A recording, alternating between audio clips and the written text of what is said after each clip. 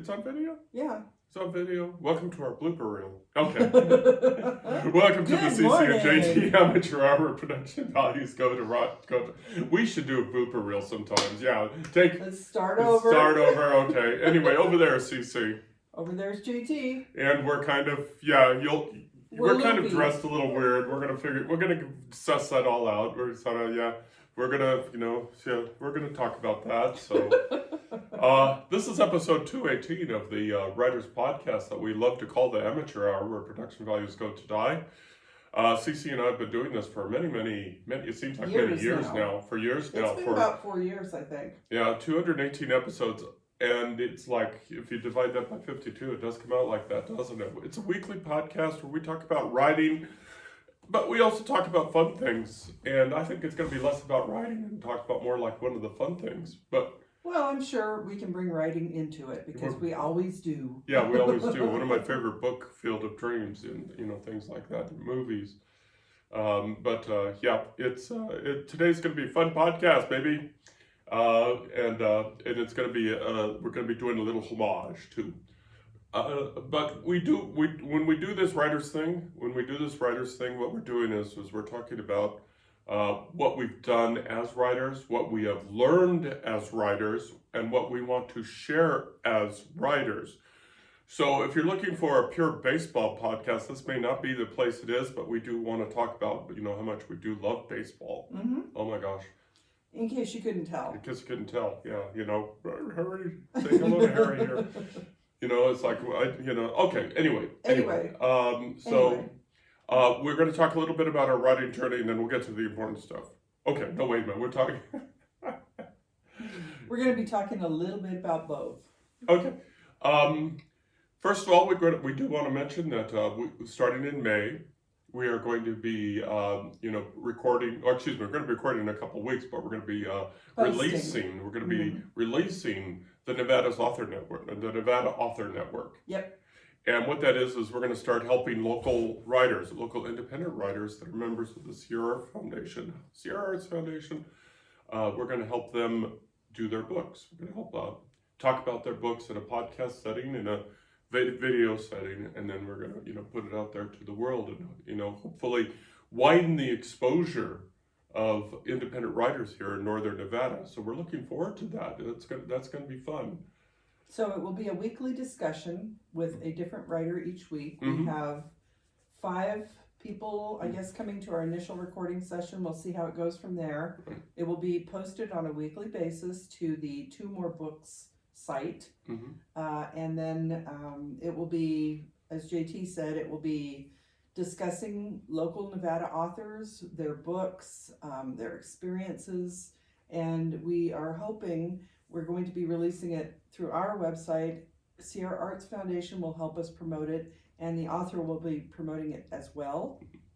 So we will be hopefully multiplying exposure for everybody involved, and we're going to see how this works out, because one of our goals is to help writers write. Right. And we are hoping that this isn't technically helping them write. This is helping with one of the actual harder parts of the writing process, which is marketing and promotion.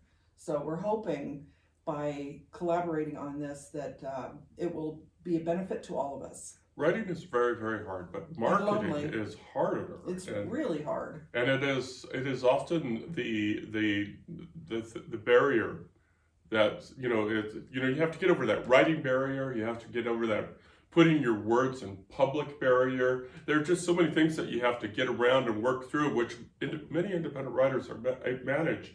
But that marketing thing is really tough. It's tougher than I anticipated. So what we're trying to do is we're trying to lift everybody up. Mm-hmm. Because as we frequently say, independent writers are not our competition. They're our colleagues. Mm-hmm. And we lift one up, we lift everybody up. And we're not just saying that, we believe it. So we are spending quite a bit of time, energy, and some expense to put this together. And we're taking this all on. We're volunteering to do it because we believe that independent writers, we work best when we work together. And also we will be recording in the Depot Gallery. We are looking at hopefully recording in the bookstore portion of the gallery. So we will have the books of the authors around us in there. So We are also hoping that anybody who might be in the local area, or if you're passing through the local area, you stop off in Sparks, Nevada and check out the Depot Gallery bookstore. They're also going to be selling books through the Sierra Arts Riverside Gallery starting pretty soon. So, it's just another way for us to work together to help each other, hopefully lift each other up. The Depot Gallery bookstore is the cutest little place. We went to visit it recently, and we do think it needs to get a lot more love. So you got the gallery space with I think they do a monthly artist exhibition, and then the author space where all the books are located. And it's in an old train depot, which is why it's called the Depot Gallery. So the bookstore is actually in the old ticket booth, which is really fun. You go in and there's the bars where the ticket seller, I guess, whoever was working the counter would be sitting. So it's a very historic area because Sparks started as a railroad town. So you should go check it out. It's across from the Sparks Heritage Museum, which has some really fun little exhibits there. So there's a lot to do in the area, and we definitely recommend you go check it out. Yeah, it is just a fun area, a fun bookstore, and we're gonna have fun. We're gonna be plugging this a little bit more, and we're actually gonna be doing the recordings here in April in a couple of weeks. So we're gonna it's going to be a very, very interesting time. We'll get back and we'll report in a couple of weeks, and we'll let you know how it is. Yes, because we're recording those on a Saturday, so we'll come back probably for our Sunday podcast and tell you how that went. But we need to talk about probably next week. Yeah, next week is actually going to be fun because we're going to be at the Nevada State Museum in downtown Carson City, Nevada. If you're in the Reno, Sparks, Carson City area, come on down and come to the museum. The area of the museum, I was going to say atrium. It's called the Dima Gwyn Concourse. Concourse. It is the glass enclosure in between the two buildings, because you have the original Mint building. It was a federal mint at one point that is now the State Museum. And the concourse connects it to what actually was an old bank building that is now it's an extra exhibit space, plus the museum gift store is in there. And we will be doing the book signing in between because of the museum store is right there. Yeah, so come on down and meet local Northern Nevada writers who have books in the gift shop. Mm-hmm. There's more than easily half a dozen of us. And we'll be there to talk about our books. We talk about writing in general, and so we're going to have a lot of fun. So that's going to be when is that? That's next Sunday. Next Sunday, the 13th. Yes, because we're doing next week's podcast on Saturday. Right. Since we'll be doing the book signing on Sunday. So that'll be pretty cool. So, mm-hmm. Come on by, see us. Please come by and see us. Please come by and buy our books. But most important, come by and see us and talk to us. Mm-hmm. That concourse is actually bigger than I thought. I went and checked out, I scoped out the area, and it's much wider than I thought. So it's easily going to fit a whole bunch of writers and their tables and stuff. So come on by, meet us, talk to us, and say, we're your biggest fans. We love to hear that. No, we don't. I think our biggest fans won't actually, I think they're busy and they can't make it. But we do have a fan club. Yeah, both of them. Both of them. But it's a family joke. I believe the getting into the book signing is free. So yes. That part of it, obviously, you would need to purchase a book. But also, you can go check out the museum. There's a lot of fun stuff in there. There's a recreation of a mine in the basement, which is amazing. I loved that as a kid, and I still do. And in order to look around the museum, the regular museum fees do apply for that day. Yeah, and we're going to talk more about the museum next week because we have a family history with that, like we do almost every place in Northern Nevada. So come on down. It's April 13th at, I can't remember what time. I think it was 10 to 2 possibly. 10 to 2 or something like that. We'll make sure we put the correct details in the blog post. Yep. So, and come on by because we would love to see you. This is JT's first experience doing a book signing. It will be his books, Sheriff in Nevada Downfall, and Zoe. We will have both covers available. Yep. So if you're interested in getting one of the spiffy special edition covers, the cowboy cover, definitely come and check that out. So, and that is the first of 2 book signings that we have scheduled. We just want to mention also very quickly that on June 28th, which is months away still, we're going to be right there at the front door at Barnes & Noble in Reno doing a book signing from starting at 1 o'clock. Yes, I think that one's one. But we'll be right there, and you know that's a big event for us, and we are already twitchy about it. So and that will be all of our books. So you know, things like the romance that we co-wrote From Tundra to Tiara. Plus, we may have 2 new books, Serving Salvation Book 2 and the VC Ghost Romance, which I don't know if we want to segue now, but is currently at the editors. So we're hoping to release that one right before the Barnes & Noble book signing. Yep. Before we talk about the next subject very quickly, we just want to remind folks that Two More Books LLC does not receive any financial compensation for doing any kind of endorsement of a third-party product. This is our experience, so your mileage may vary. But I wanted to say that in advance of saying that we did spend a few days in Sacramento, which we're going to talk about here in a moment. And one of the stops that we did make, which we absolutely loved, was Capitol Books, which is a few blocks from the Capitol building in Sacramento. Sacramento is the capital of California, not Los Angeles. It's a little bit bigger than Carson City. The Capitol is quite a bit different. Oh my gosh, the entire complex is so much bigger. It's like we saw, amazing. we were looking at these humongous buildings that serve as department headquarters, and we're comparing it to partial office buildings in Carson City that serve as department. We are such a poor state. Tiny. We're such a tiny state. Anyway, Capitol Books. Yes. Love it. 3 floors, sci-fi in the basement, romance on top, and mainstream in the middle. And it was just a lovely, lovely bookstore.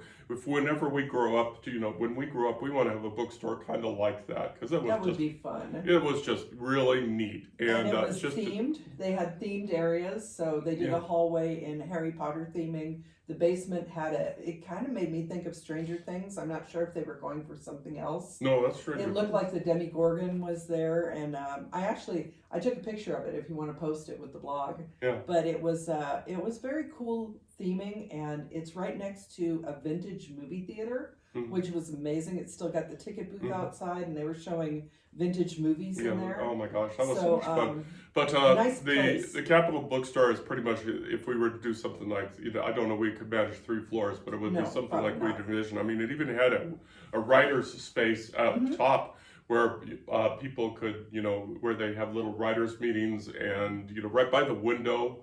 I think they called it the Romance Lounge because it's on the top floor with the romance books. But it was right by a window overlooking the street. Across the street, we took a photo. There was a place called the Dive Bar, which is hysterical. And then right next to it is a huge fitness center, like a family fitness center. And then kind of around the corner, about a half a block away, there was a cathedral. So it was like a very interesting neighborhood. The Capitol Bookstore appears to be doing everything that we want to be doing. They're doing it right. So, again, this is not a paid endorsement. No. This is our plug. If you are in downtown Sacramento and you are a book hound, this is a place that you want to go. Okay, so just very quickly, I'm just looking through our stuff here. Just as a reminder, on our bookshop here at our bookstore, our online bookstore, we did a big price drop. Go out to our bookstore. You can access it through our website. It is right there. It's the very first link. It says prices slashed, and at www.carsonhume.com, and you will get to our books. So please help us clear out some inventory so we can replace and get some cool more inventory. And we will be adding merch at some point, but we may be a little delayed on that because of things. So hopefully at some point we will be adding merch that may be themed to our books or something along those lines. So follow along and see what we get up to. Yep. We're going to run through our current projects kind of quick because we want to talk about more fun stuff than, work, because it is work. Although I have to say, it's work that I like to do. VC Romance.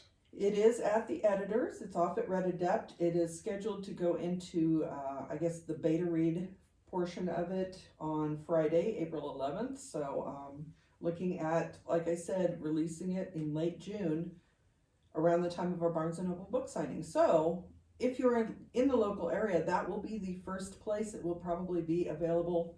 Fingers crossed. Yeah. Knock on wood. It's getting tense because the editing process at Red Adept, and we don't say this in a negative way, takes weeks because they are very, very thorough to our benefit. Next up is Battleborn Bride. While I am waiting for the VC Romance to come back, I'm not going to work on the rest of the books in that series until I get more feedback on this first book. So I'm switching gears and I'm going back to Battleborn Bride, which initially started out as a historical romance. I'm now thinking it's going to be more just historical fiction with a romance element in it. It's set during the Constitutional Convention here in Nevada. So it's set in Carson City in 1864. And it should be a very interesting book that I'm looking forward to releasing on Nevada Day 2026. So I'm giving myself a lot of time. I have a couple people at work who have offered to do beta reads for me to make sure I get the historic elements correct, because I'm basing it on some of the things I learned while I was working at the Nevada State Archives, because the State Archives does have a plethora, that's a great word, a plethora of information about the Nevada Constitutional Conventions. There were actually two, one in 1863 that was unsuccessful, and the one in 1864. So if you're a history nerd like I am, hopefully you'll look forward to that book. Add it to your calendar that it will be releasing on Nevada Day, which is October 31st, 2026. So I think I have plenty of time to get that one done and edited. And for Nevada Day 2025, for the upcoming one, which is real Nevada Day, which is October 31st, not like, okay, we're not going down that road. But Maggie Book 3, A Sheriff in Nevada, will probably be released. It is, I would say it is about 95% written. It came together pretty well. I need to add a couple more chapters. It's right now about exactly 70,000 words, and I want it to be a little bit north of that. I'm just waiting to let it settle for a minute, because I want to go back with a fresh brain on it. Then I'm going to dive into it, add those chapters, and then we'll schedule some time with Terry. Hi, Terry. And then we will get that rolling. And again, that's scheduled for release on October 31st, 2025. The next books in the Serving Salvation series are really rolling fast.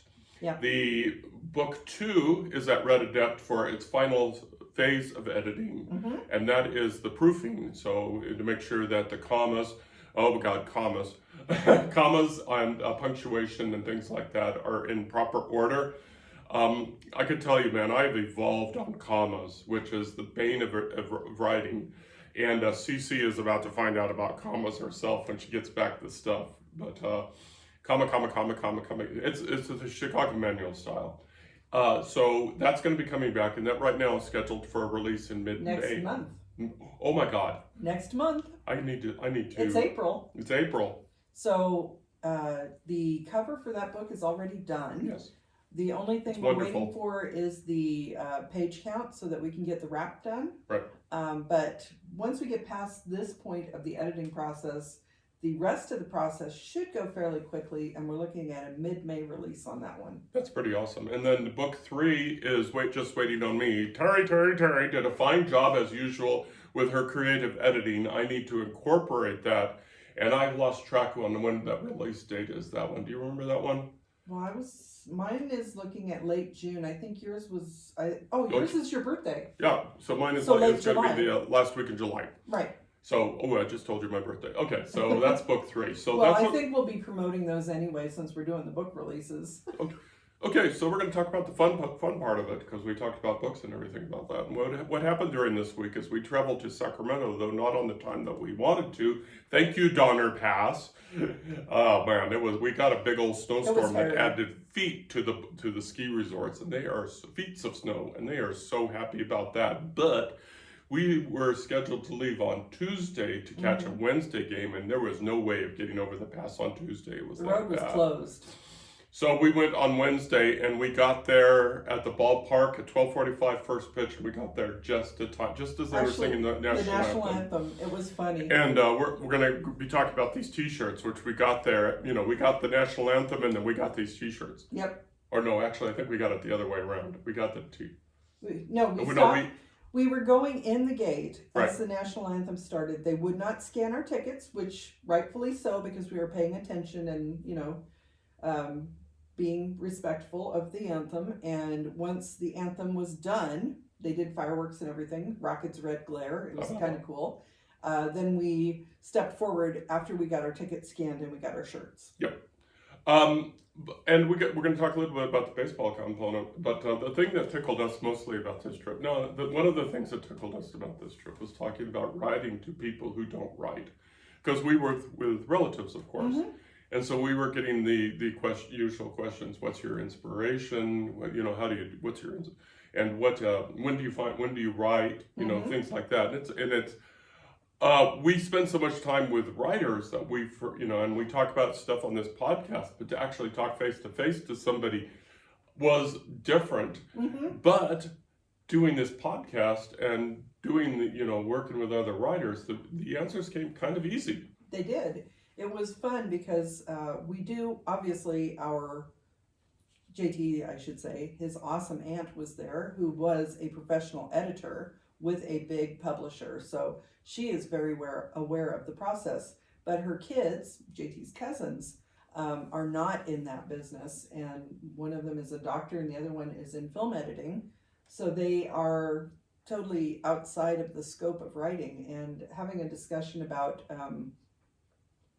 where do the words come from? How do you write? When do you write? Those kind of questions, because they are in fields that are somewhat restricted, where they have to be a certain place at a certain time. And I think the idea that you can just sit down and write whenever you feel like it is pretty foreign to them, because it is a much more fluid process for writers, I think, than for a lot of other careers. So it was a very interesting discussion. Now, we did writing, of course, while we were 8 to 5ers, and so we can relate to their point of view. And doing that switch from the 8 to 5 job to the writing thing is kind of weird. You kind of have to switch brains, because doing the 8 to 5 anyway for our jobs is very linear, whereas writing is not linear. It's all over the place. And so it was kind of fun talking about those things and listening to ourselves, pop out the answers like we knew what we were talking about. And we've been doing this for a long time, folks. And so that was kind of fun. So Sacramento, we don't say Sacramento Athletics in the same phrase, but that's what it turns out is the Athletics are playing at Sutter Health Field. Sutter. Yes. Sutter Health Field, which is a AAA park. Yep. For the Sacramento Rivers Cats. And it used to be known as Raley Field, so it's on like Raley Boulevard, and so there's a Raley's headquarters nearby, but they've changed the name of the field to Sutter Health. Sutter, in case people are not from California, the gold discovery in 1849 was at Sutter's Fort, so that is why I think the healthcare system took that name, is for Sutter's Fort, because it is a local, very well-known area. So more history. Yep. So we go into the minor league park, and it looks a lot like, it's probably almost all the minor league parks must use the same architecture, because we were Reno Aces season ticket holders for many years, and it looks like they were, slap some paint here and there, and you've got the same one. But what was more important was this was not only the home opener for the Athletics. This was a 3-day celebration of one of their greatest players, if not their greatest player, Rickey Henderson. And so we got our T-shirts, and Rickey Henderson, who, the Man of Steel, as he's well known, passed away last December, just before his birthday.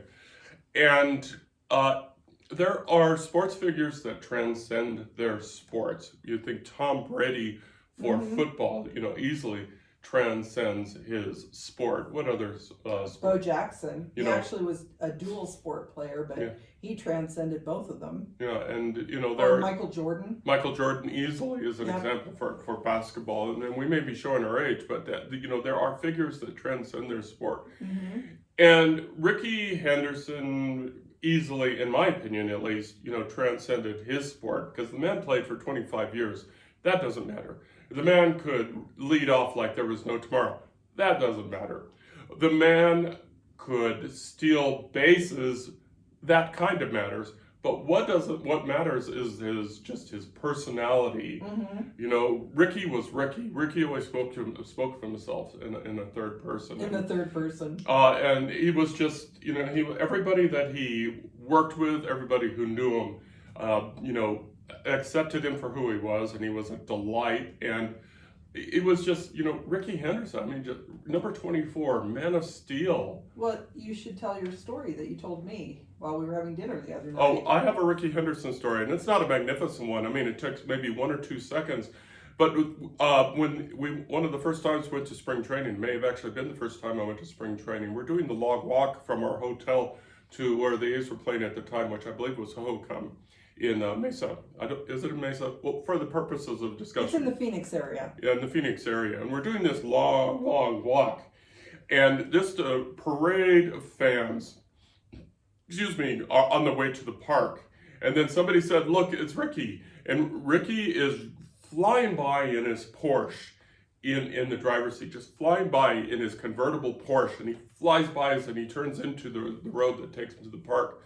And everybody just stops and just watches Rickey. And it's, and I don't know if there's anybody, if they recognize that there's probably other athletics and other sports figures that they would have done the same, but everybody would just sort of stop in awe. I know I did. And just said, Rickey. So it's like he had a magnetic personality. And we actually laugh because going to spring training is very interesting. You end up seeing a lot of the older ball players because they come back and hang around the parks. And we ran into Fergie Jenkins quite often. God. We were kind of laughing about Fergie Jenkins. Well, we can laugh. If you hold still for more than 2 seconds, he'll sign something. There's also Raleigh Fingers, who, great. Anybody who knows Raleigh Fingers remembers the mustache. Mm-hmm. So, you have these ball players of a particular age who are hanging out with all the young, new, upcoming ball players. Lee Smith, in the year that he was elevated to the Hall of Fame, he was doing a signing. I shook his hand, and oh my God, I'm 6'5". I don't have small hands, but his hand just enveloped mine. And so spring training is just a good time to get close. Now I know some players are just sort of, they spend probably most of the time not rolling their eyes when, fans come up to them and say, how awesome it was to watch them play and everything like that. And I respect that. I can imagine you're probably hearing the same thing over and over again. But, to have the opportunity to join the A's on this 3-day celebration of Rickey Henderson, it was a privilege. And so that's why we're wearing this T-shirt on today's podcast. Also, we were there because it was not only the Athletics home opener for the season, they were playing the Chicago Cubs, who are our favorite team. Yes. Now, we would say the Cubs are our favorite National League team, and the Athletics are our favorite American League team, maybe. But when we were at the game, we wore our gear, baby. Representing the Cubs. We love our Athletics. We hate what happened to them. And we can go on about that because we loathe that. But our first and foremost love, athletics. Our first and foremost love are our Cubs. We are Cubbies. And I guess we should tell that story. Why are we Cubs fans in Nevada? We had that question, yep. And that was another question that we received from a relation. And this takes us back to the beginning, way back to the beginning of our marriage. And we were stationed just south of Omaha in beautiful Bellevue, Nebraska at Offutt Air Force Base. And of course, we're newlyweds and we're getting to know each other. Why, and we didn't even have a TV at the time. We didn't get a TV. We got married in June. We moved in July into the apartment. We didn't get a TV, I think, until January, February, something like that. It was the next year, yeah. And we got it just in time for the 1980, oh my God, I'm dating ourselves, but it's important. No, that would be 83. No, we got married in 82. Okay, so we got it just in time for the 83 season. Yes. And so Harry Carey and Steve Stone were on WGN, which was one of the limited channels that we could get. That was one of, I think at that time there were like 2 super stations. One was WGN and one was then called WTBS. It's now just TBS. But they were both the W stations, which I believe are East Coast. Yes. Because the Western stations start with a K. So we probably got WTBS. Yes, we got in the Atlanta Braves, but we fixed on WGN and the Chicago Cubs. And our Chicago Cubs, and so we watched so much Steve Stone and Harry Carey, and so we just sort of grew together watching. It's one of the things that pulled us together. We also children, but that's. Well, the other interesting thing is that JT was working rotating shifts at that time. So he would often be at home during the day for these afternoon games because at the time Wrigley did not have lights. They played at night on the road, but they did not play at night at home. Right. So we would be watching the afternoon games. Mm-hmm. We'd go to our local, NCO club, I guess, to get hot dogs. Mm-hmm. That was our big outing. We'd go get hot dogs and come back and watch baseball. Yep. Hot Nebraska summer nights. We did, when we got base housing, finally get air conditioning. We didn't have it in our off base housing. Oh boy. So we have very strong memories connected with us watching these Cubs games in the afternoon. Yeah, and it was just It was those fun. were the days, folks. And pre-internet, pre-everything. Mm-hmm. Cable was still in its development. infancy. It wasn't that long ago from the time that we got our TV to having the 3 channels. ABC, NBC, and CBS. Well, I remember when we got HBO. Yeah. That was a huge deal when we Yeah. first got HBO, that it was, now we had access to all these movies and everything, because prior to that we didn't have VCRs yet. Yeah, Grandma and Grandpa talking about the cable box was like this, and you had change the channels clicker. on you change channels on the box. Okay, but the point being is we watched old school baseball. Mm-hmm. Then 1983 to 1984 was the year that the Cubs went to the postseason for the first time in many, many years, Mm-hmm. and they were not. Don't get me about San Diego Padres. Don't get me going about that. Pod Squad. Yeah, we don't get me going about that. But we have been, as I say, we were fans of the Cubs before 2015.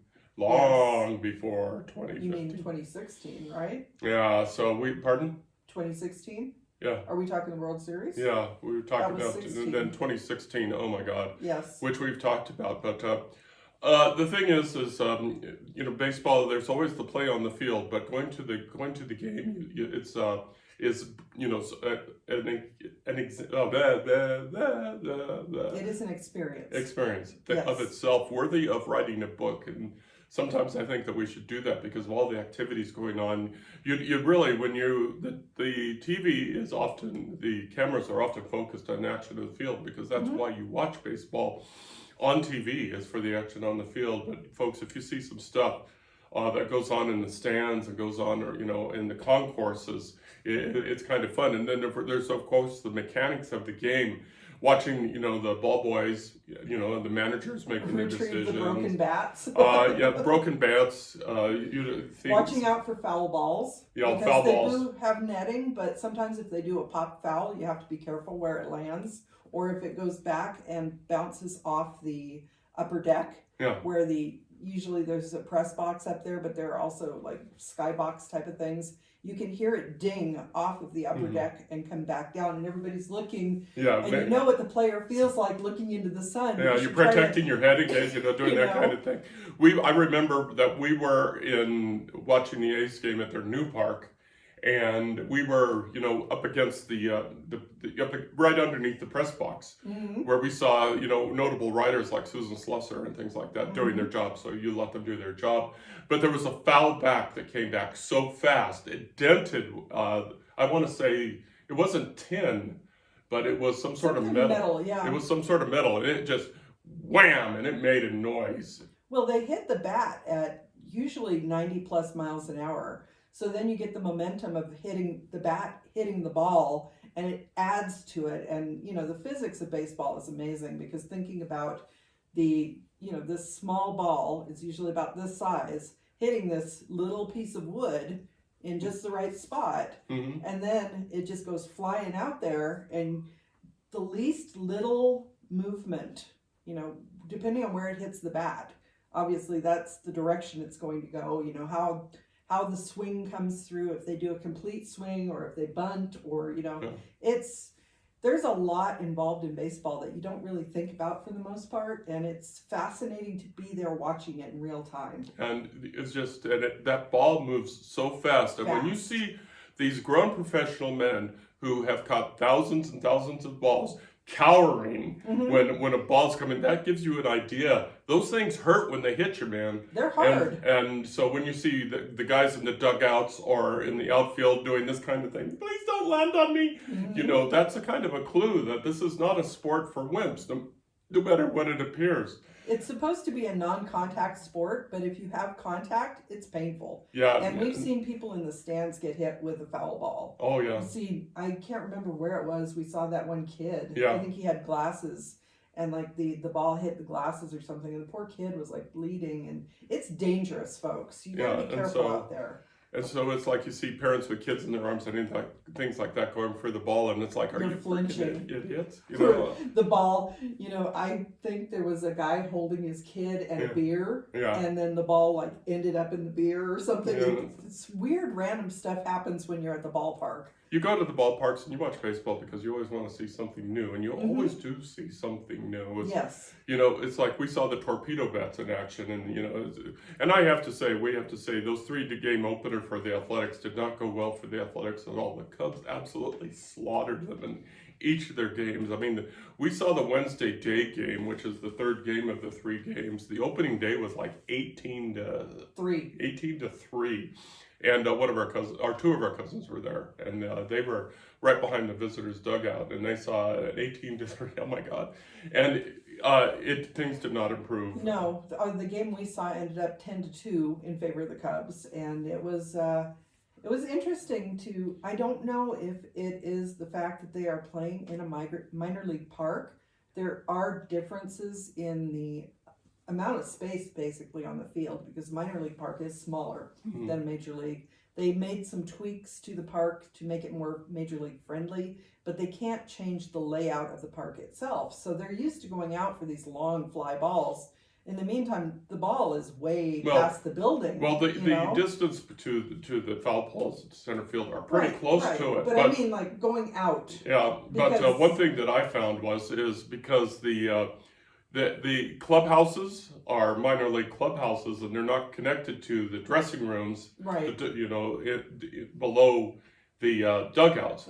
So if players wanted to leave for the day, they had to wait between innings, and they had to run across fields to go out the outfield fence line. Yeah, and now that has picked up a phrase called the walk of shame, of course. So it's like, well, that's just the way it is, but. Well, and there were some interesting things like someone we were with actually mentioned, we were watching the people in the batter's box in the on-deck circle, and one of the pitchers for the Athletics was having a challenge with the person in the on-deck circle. They like to get a sense of the pitch. Right. So they're kind of standing there, which is common, swinging with the pitcher, that type of thing. But this pitcher apparently thought it was too distracting, and was trying to get the batter to move aside more into the real batter's box, kind of, or the on-deck circle, basically. And so the umpire tells the batter to move out of the eye line, and then as soon as the umpire turns around, the batter moves back. And it's like the pitcher. It's like you want to go up to the pitcher and say, "Dude, you've given up 5 runs. You have more important things to worry about than who's sitting in the on-deck circle." He was the person in the on-deck circle was winning the battle because he climbed into the pitcher's mind. Yep. And so anyway, watching baseball. That is fun. We could talk baseball for a while, but this is a writer's podcast. And we could so we always have ideas about writing something about baseball. One trip to a baseball game, we could write something like that. That would be fun to write about, and intersperse it with our marriage. That's something we've talked about. And it's easy to do because people have been writing baseball stories for a very long time, and it's fun. 8 Men Out. Yeah, 8 Men Out, and I already mentioned Shoeless Joe, which was the basis for Field of Dreams. Things like that. Bull Durham, which is Moneyball. Fun. Yeah, so we there are things out there in the writers. A League of Their Own. Which is one of Cece's favorite movie, if not her favorite movie, because she just watched it recently. And we went to the Hall of Fame. Was it last year? We did last year. Last year, and somebody got to fangirl, literally fangirl at the Women's Professional Baseball League. It was the All-American Girls Professional Baseball League, AAGPBL. The exhibit there, and she got herself a sweater. Yes, I did, and that was unfortunately a short span of time because women do not play in professional Major League Baseball. There are women's softball leagues, but For a brief time during World War II into the 1950s, women were playing while the men were away in fighting in the war. So if you haven't seen A League of Their Own, I definitely recommend it. It's a great, they actually filmed some of it at Wrigley Field in the 1990s. I guess it was early 1990s. It starts out at Doubleday Field, which we visited when we went to the Baseball Hall of Fame. So it, things like that. Someday we'll probably go to Iowa and see the real Field of Dreams that's out there in the corn. We need to do that. mean, it's just, like JT said, we could talk a lot of baseball based, or connected with our relationship. And I think a lot of people feel the same way, because at this game with the Athletics, it was the Athletics home opener, but there was a sea of blue in the crowd and so many Cubs fans. And one of the cousins actually mentioned to us that he'd been talking to someone who follows the Cubs around all season. And he was saying, well, maybe you guys should do that. It's like, well, yeah, that would be fun, but, it is an expensive proposition. But there are people that go to all the Cubs spring training games. They follow them around the country, and the Cubs are a big draw. So, a lot of people have stories like ours. There are people that grew up in Chicago that used to go. I worked with someone whose dad grew up in Chicago, and he would do the, kind of hanging out at the ballpark, outside the ballpark, trying to catch foul balls kind of situation. So people have those kind of stories with baseball. Baseball is something that people in the United States really connect with. Yeah, and this is the part where we do the James Earl Jones speech from Field of Dreams. But bluntly, right now, NFL is king is the sports king in the United States, and we respect that and we acknowledge it, because that's the outcome of a lot of work by the NFL, and that's also the outcome of the lack of action of baseball. It took them decades before they came to realize that people go to games for movement, for action, and things like that, and it wasn't happening in baseball. And they just got around to doing a pitch clock and things like that to speed things up. And I think they still need to work on speeding it up. But I do have to say that it was just continuous action here when we were at the game. Something I'm still trying to get used to, because, we've been fans since, pure fans since the 80s. I've been a fan since the 70s. I had to bring you along, but I managed. I did see baseball on TV on occasion in the 70s, but like you said, it was slow. The uniforms at that time were atrocious. I mean, the color schemes. I remember, I think it was the Padres uniforms in particular in the 1970s, and the Astros were colorful, but the Padres were, So, I kind of had an aversion to baseball. I did play like softball in school. I did like playing baseball type of sports, but watching them on TV was just a slog. Yeah, it's gotten better. I think there's more improvement, and there's going to always be resistance, especially from sports writers who feel themselves as the protector of the game. And I can see that. I can see that you want to have, especially when it comes to statistics, which is, everything about baseball is statistics. Everything about baseball is statistics. And they want the statistics to be comparable to the Babe Ruth. And you know what? Maybe it's time we forget, Babe Ruth, and we bring the game up to the 21st century, which is happening a little bit at a time. Like, for example, I suspect next year, they're going to have robo-umps to assist on balls and strikes, not to replace the umps on balls and strikes, but to assist on balls and strikes. Well, and it's probably a good time to mention that some of the umpires are personalities in their own right, too, because some of them are so well known that people kind of follow the statistics of the umpires. Excuse me. We were talking about the home plate umpire and their record on calling balls and strikes for the game. It's like, that's the type of detail that baseball fans get into. And also baseball managers, because I'm sure that is something that they take into consideration when they advise their hitters as to how to respond to the combination of the pitcher and the umpire. Remember, baseball is a very rare sport. It has a little thing going on with cricket, and in both sports, the defense controls the play, not the offense like it does in football and many other basketball. Defense controls the pace of the game, and it controls the ball at the beginning of the play. So these are things that have to be considered. And we could talk about this obviously for a very long time. We could do a baseball podcast. And I think maybe it's probably about time to wrap it up because it's obvious that we like baseball. We love our baseball. We love our Cubs. We wish that things didn't happen to the Athletics that did happen to the Athletics, but it also worked out in a way because our awesome aunt now lives in West Sacramento. The Athletics are actually technically located in West Sacramento, 15 minutes from her house. Awesome. Mm-hmm. So she has much better opportunity. I should say she and the awesome uncle. They have a better opportunity to see baseball than they ever did before because making the trip to Oakland from West Sacramento is problematic for them now. So it worked out that way. Well, and one of the reasons I think they were Athletics fans in the first place was that they lived in the Bay Area at one time.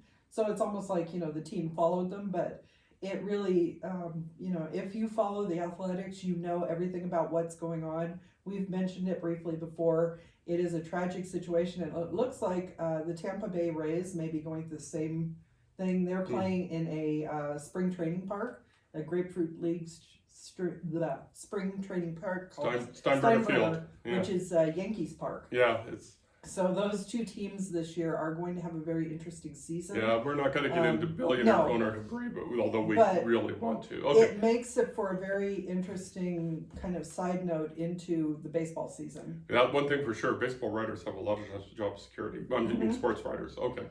We really... I know. We're going to wrap it up now. But we're just... anyway, baseball, spring. Harbinger of a new year. Yes. Harbinger of warmth. Go Cubs, go. Go Cubs, go. Okay, now time for the commercial if you've sung with us this long, and if you have, good for you. Actually, if you are also a baseball fan, what team do you follow? Yeah. And, we'd be interested to chat with you about that. Yeah. So anyway, commercial time, you can check out our podcast and our writing and our books, our links to our books, our bookstore, and also our links to the platforms, Amazon, Google, Apple, Kobo, Barnes & Noble, Drafted Digital is all on our website at www.carsonhume.com, and especially you can check out our 200 other episodes. And you think I kid, but every once in a while somebody goes through our website and looks and checks those out. And more power to you. Actually, the audio version of our podcast is more than 200 episodes, and I have heard that some people do listen to them in the car and things like that when they're driving. So the video portion is a little bit more recent. We don't have quite as many videos as we do audio, but it is available in both formats, so it's on YouTube as well. So check out our award-winning podcast. Well, you had to slip that in there. Our award-winning podcast on our website. And then as I look at CC, is there anything else we want to talk about other than baseball? Well, we could talk about that all day, but just remember that we do have a second podcast coming up, the Nevada Authors Network. We'll talk more about that when we get the recordings done. And don't forget, JT will be signing books at the Nevada State Museum next weekend. We will have another episode talking about kind of our preliminary thoughts before we do the book signing. So we hope you'll check out both the podcast and come and say hi to us at the book signing. Okay. So until then, over there, CC. And over there's JT. Y'all take care of yourself. Love you lots. Bye. Bye.